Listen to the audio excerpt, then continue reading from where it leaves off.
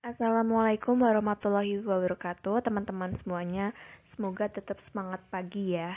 Nah, kali ini kita akan belajar tentang praktik melakukan analisis kebutuhan e-training. Semoga teman-teman semua bisa menerima materi dengan baik ya, dan kita belajar bersama-sama. Namun sebelum kita memulai materi pada hari ini, izinkan kami dari kelompok 2 untuk memperkenalkan diri terlebih dahulu. Yaitu yang pertama ada Mbak Faiha Ulaya, terus yang kedua ada Mbak Maita Andira yang biasa disapa Mbak Maita, yang ketiga ada Kalda Lukiana, biasa dipanggil Kalda, dan yang terakhir yaitu ada Ananda Novi Adi Nugraha yang biasa dipanggil Nanda. Oke, langsung aja pengertian dan kedudukan analisis kebutuhan pelatihan. Pada tahap pertama, organisasi melakukan fase penilaian yang ditandai dengan suatu kegiatan utama yaitu analisis kebutuhan pelatihan atau Training Need Analysis atau TNA. Jadi kedudukan analisis kebutuhan pelatihan itu merupakan tahap pertama dan juga kegiatan utama. TNA merupakan sebuah analisis kebutuhan workplace yang secara spesifik dimaksudkan untuk menentukan apa sebetulnya kebutuhan pelatihan yang menjadi prioritas. Informasi kebutuhan tersebut akan dapat membantu perusahaan dalam menggunakan sumber daya, seperti waktu, dana, dan lain-lain secara efektif sekaligus menghindari kegiatan pelatihan yang tidak perlu. TNA dapat pula dipahami sebagai sebuah investigasi sistematis dan komprehensif tentang berbagai masalah dengan tujuan mengidentifikasi secara tepat tentang beberapa dimensi persoalan. Sedemikian rupa sehingga akhirnya perusahaan dapat mengetahui apakah masalah tersebut memang perlu dipecahkan melalui program pelatihan atau tidak. Selanjutnya, fungsi analisis kebutuhan pelatihan. Yang pertama adalah mengumpulkan informasi tentang skills, knowledge, dan feelings pekerja. Kemudian mengumpulkan informasi tentang job content dan job context.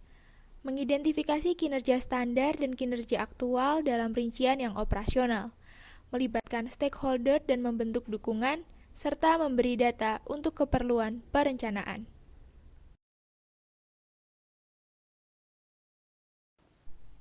Jenis-jenis analisis kebutuhan pelatihan. Yang pertama, performance analysis or gap analysis. Analisis kinerja melihat kinerja karyawan saat ini dan mengidentifikasi apakah karyawan berkinerja sesuai keinginan atau tidak. Secara harfiah, gap mengidentifikasi adanya suatu perbedaan antara satu hal dengan hal lainnya. Yang kedua, feasibility analysis. Analisis kelayakan adalah analisis biaya dan manfaat yang diselesaikan sebelum melakukan pelatihan.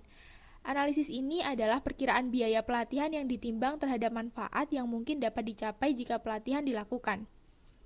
Yang ketiga, need versus want analysis.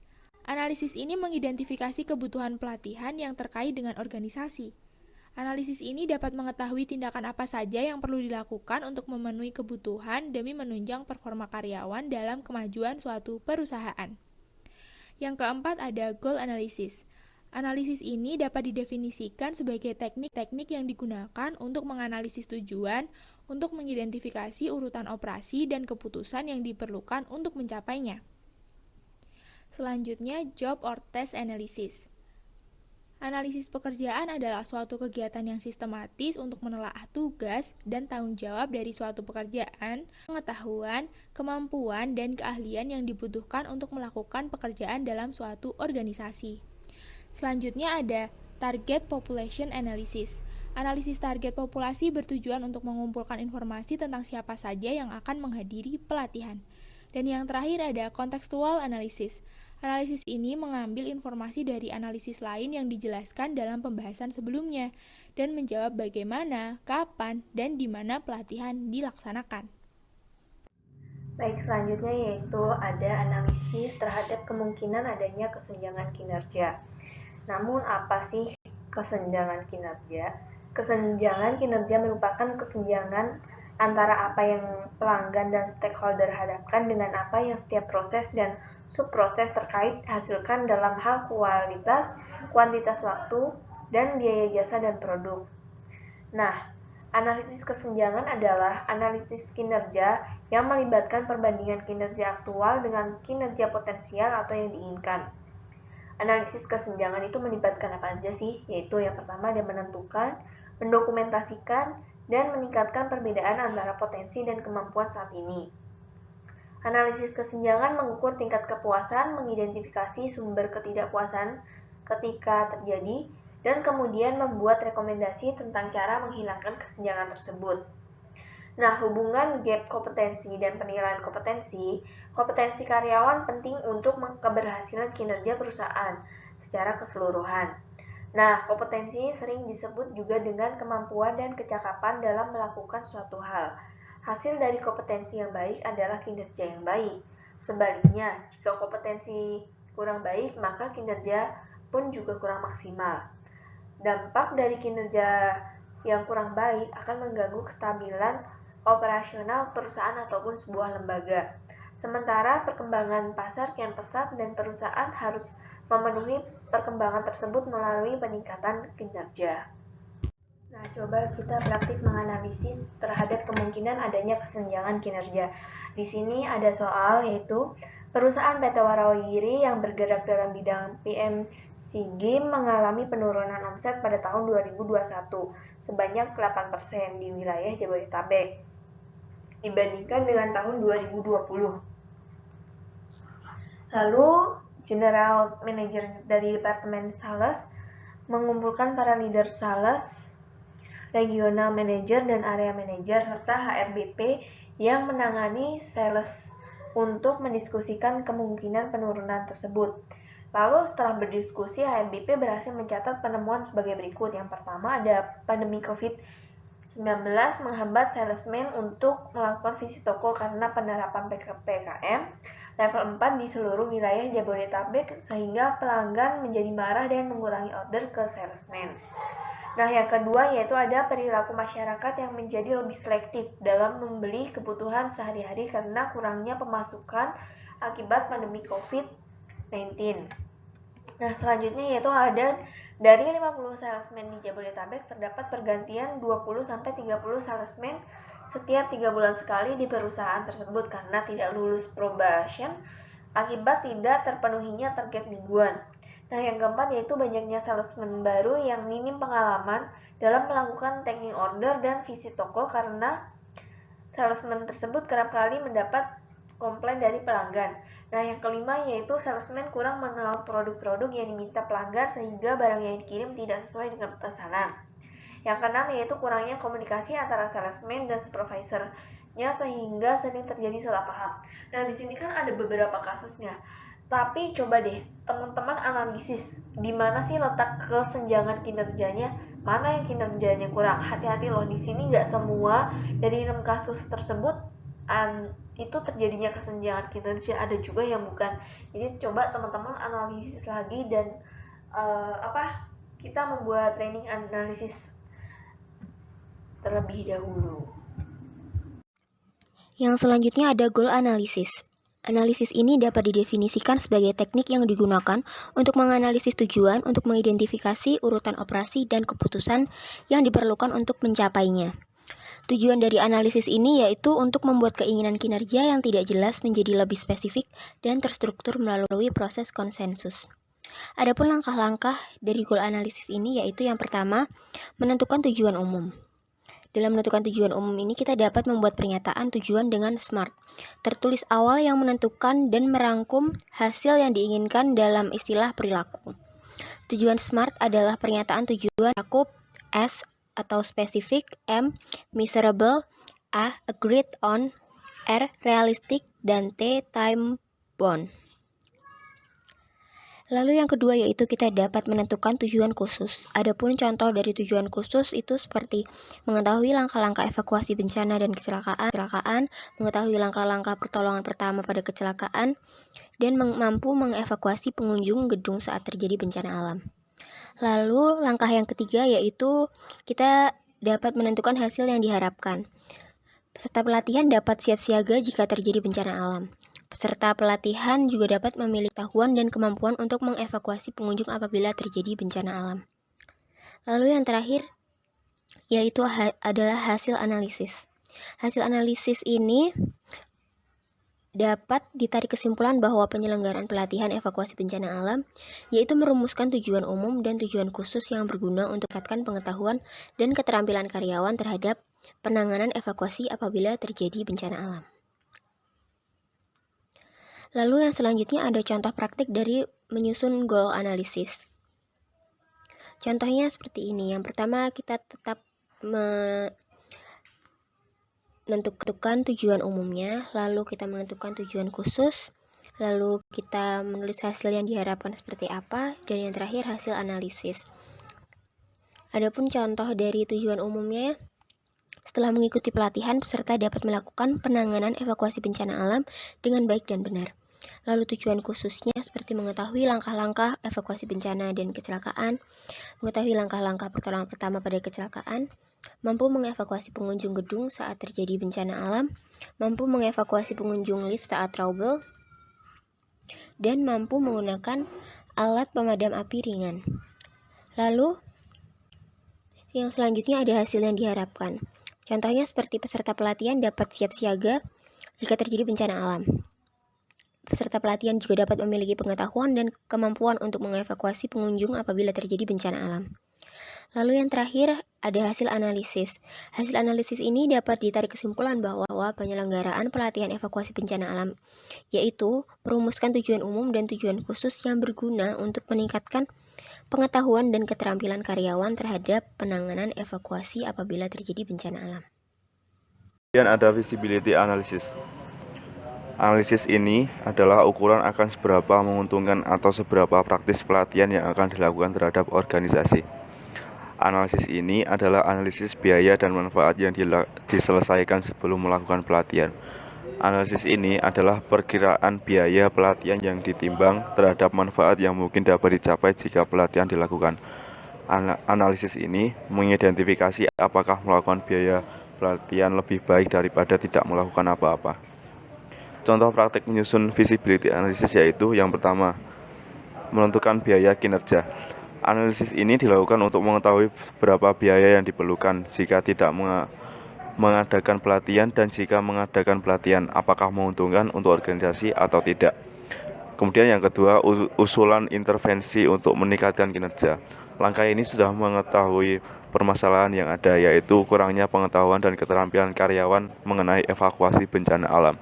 Untuk itu, direkomendasikan untuk mengadakan pelatihan evakuasi bencana alam. Selanjutnya yang ketiga, biaya pelatihan yang diusulkan. Biaya yang diusulkan untuk mengadakan pelatihan yaitu sebanyak 5 juta rupiah. Biaya ini sudah termasuk pengeluaran untuk honor trainer, travel trainer, konsumsi dan transport peserta pelatihan. Selanjutnya yang keempat, menghitung laba. Karena biaya pelatihan yaitu 5 juta, sedangkan kekayaan organisasi berjumlah 20 juta, maka dengan mengadakan pelatihan evakuasi bencana alam masih tersisa 15 juta yang dapat digunakan untuk pelatihan bidang lain. Kemudian yang terakhir yaitu hasil analisis. Berdasarkan analisis yang sudah dilakukan, maka dapat disimpulkan bahwa penyelenggaraan pelatihan evakuasi bencana layak untuk dilakukan. Keuntungan yang diperoleh perusahaan jauh lebih besar dibandingkan dengan biaya yang digunakan. Kemudian ada job and task analysis. Suatu kegiatan yang sistematis untuk menelaah tugas dan tanggung jawab dari suatu pekerjaan, pengetahuan, kemampuan, dan keahlian yang dibutuhkan untuk melakukan pekerjaan dalam suatu organisasi. Tujuan analisis ini adalah untuk menemukan metode terbaik untuk melakukan tugas dan urutan langkah-langkah terbaik untuk menyelesaikan tugas tertentu. Contoh praktek menyusun job and task analysis ini yaitu yang pertama, observasi tugas dulu. Langkah pertama dalam observasi tugas ini mengamati apa saja yang menjadi tugas dari pekerjaan di organisasi tersebut. Tujuan dari observasi ini mengetahui kesenjangan dari tugas dalam pekerjaan tersebut dan cara menyelesaikannya. Kemudian, selanjutnya yang kedua, wawancara seorang pemain utama. Wawancara seorang pemain utama dilakukan dengan cara melakukan wawancara terhadap salah satu karyawan mengenai tugas yang harus dilakukan dalam pekerjaannya. Kemudian yang ketiga, wawancara atasan. Wawancara atasan dilakukan untuk mengetahui kinerja dari karyawan mengenai tugas yang diberikan sudah terselesaikan dengan baik atau belum. Selanjutnya yang keempat, gunakan satuan tugas. Gunakan tugas untuk mengidentifikasi perbedaan regional dan mengembangkan dukungan untuk standarisasi tugas yang akan diajarkan atau mendapatkan ide dari para ahli eksternal tentang bagaimana melakukan tugas ini dengan benar. Selanjutnya yang kelima, brainstorming dengan populasi target. validasi bagian yang mudah dan sulit dari tugas yang menjadi masalah khusus yang terkait dengan mempelajari tugas, membagi setiap tugas dengan model deadline. Selanjutnya, yang keenam, validasi semua hal dengan observasi terakhir. Setelah melakukan langkah-langkah di atas, kita bisa mengidentifikasi lagi apakah observasi awal sudah benar atau belum. Yang terakhir yaitu hasil analisis. Berdasarkan hasil wawancara, observasi, dan analisis tugas, maka menunjukkan karyawan memerlukan pelatihan evakuasi bencana dengan menggunakan materi dan keterampilan yang sudah dianalisis. Kemudian ada kontekstual analisis. Analisis ini mengambil informasi dari analisis lain yang dijelaskan dalam pembahasan sebelumnya dan menjawab bagaimana, kapan, dan di mana pelatihan dilaksanakan. Analisis ini bertujuan untuk menentukan pelatihan evakuasi bencana yang direkomendasikan dari hasil analisis sebelumnya yang akan dilaksanakan atau tidak. Pertimbangan dan informasi yang digunakan berasal dari hasil analisis sebelumnya. Analisis ini dapat membantu mengatasi masalah penjadwalan dan logistik lainnya dalam konteks organisasi dan tujuan pembelajaran. Contoh praktek menyusun kontekstual analisis, yaitu yang pertama, menentukan bagaimana pelatihan akan dilaksanakan. Itu ada beberapa langkah lagi, yaitu yang pertama, pelatihan ditentukan berdasarkan ukuran kelas. Berdasarkan perbandingan ukuran ruang atau kelas, maka pelatihan akan dilaksanakan di ruang aula. Yang kedua, pelatihan ditentukan berdasarkan lokasi. Pelatihan dilakukan di ruang aula dengan jumlah peserta 8 orang karyawan. Yang ketiga, pelatihan ditentukan berdasarkan materi. Pelatihan evakuasi bencana ini membutuhkan waktu 8 jam, pertemuan yang dilaksanakan dalam 2 hari, mulai pukul 8 sampai 12 siang. Kemudian yang keempat, kapan pelatihan akan dilaksanakan? Pelatihan evakuasi bencana dilakukan dengan waktu on the job training. Nah, setelah menentukan bagaimana pelatihan akan dilaksanakan, kemudian kita menemukan hasil analisisnya, yaitu berdasarkan langkah-langkah yang sudah dilakukan pada tahap konseptual analisis, maka pelatihan sangat memungkinkan untuk dilakukan. Pelatihan akan dilaksanakan pada 2 hari pertemuan, mengingat biaya, waktu teknis berserta dan tempat pelatihan sudah dianalisis dengan baik sesuai prosedur. Selain itu, ruang pelatihan yang sudah memadai dan letaknya sangat strategis. Pelatihan layak untuk dilaksanakan. Lalu kesimpulan kita pada pembelajaran hari ini yaitu langkah paling utama dan pertama dalam penyusunan rancang bangun suatu program pelatihan adalah training need assessment. Analisis kebutuhan pelatihan memiliki kaitan erat dengan perencanaan pelatihan. Adapun jenis-jenis dari analisis kebutuhan itu ada banyak sekali yang tadi sudah kita bahas. Perencanaan yang paling baik didahului dengan identifikasi kebutuhan. Hasil dari TNA adalah identifikasi performance gap. Kesenjangan kinerja tersebut dapat didefinisikan sebagai perbedaan antara kinerja yang diharapkan dengan kinerja aktual individu. Nah, adapun hubungan gap kompetensi dan penilaian kompetensi karyawan penting untuk keberhasilan kinerja perusahaan secara keseluruhan. Kompetensi sering disebut juga dengan kemampuan ataupun kecakapan dalam melakukan suatu hal. Hasil dari kompetensi yang baik adalah kinerja yang baik. Kegiatan analisis kebutuhan pelatihan diharapkan dapat menghasilkan jenis-jenis pelatihan yang memang dibutuhkan oleh suatu organisasi sehingga dapat mewujudkan pelatihan yang tepat sasaran, tepat isi kurikulum, dan tepat strategi untuk mencapai tujuan. Melalui kegiatan analisis kebutuhan pelatihan, maka idealnya setiap program yang disusun dan dijabarkan dalam bentuk kegiatan merupakan perwujudan dari pemenuhan kebutuhan tersebut.